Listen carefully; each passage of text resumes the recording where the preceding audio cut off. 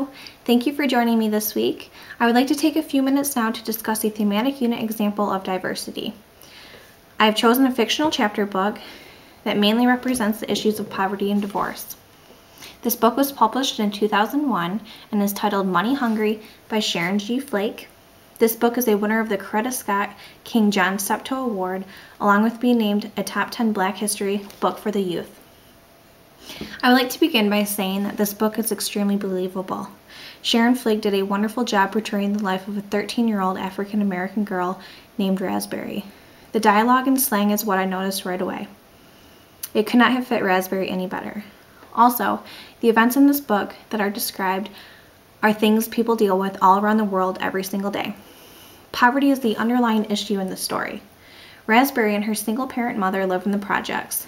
They were both at one time homeless and were betrayed by people who they thought were their friends.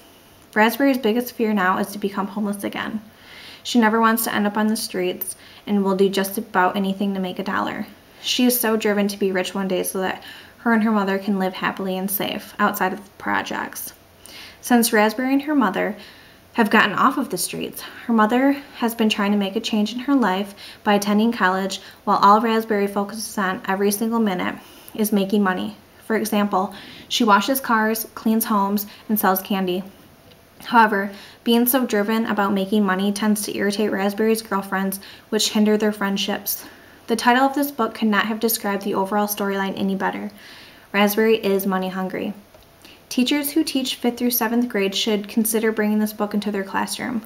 I believe students will be able to learn many positive lessons about real-life events such as poverty. I believe Sharon Flake's motive for writing this book was to open the eyes of her audience.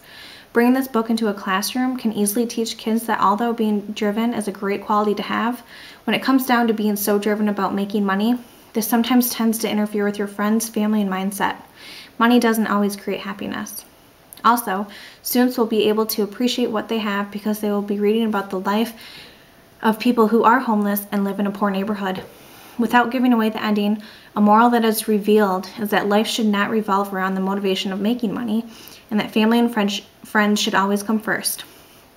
In brief, this story is wonderful. It has 28 chapters, however, it's very easy and fast to read. From the beginning, Sharon Flake makes you want to keep reading. This book took me less than an hour to read. Although there are 28 chapters, there are only about 4 pages in each chapter, so like I said, it's very fast to read, and the writing is perfect size for middle school students to follow along.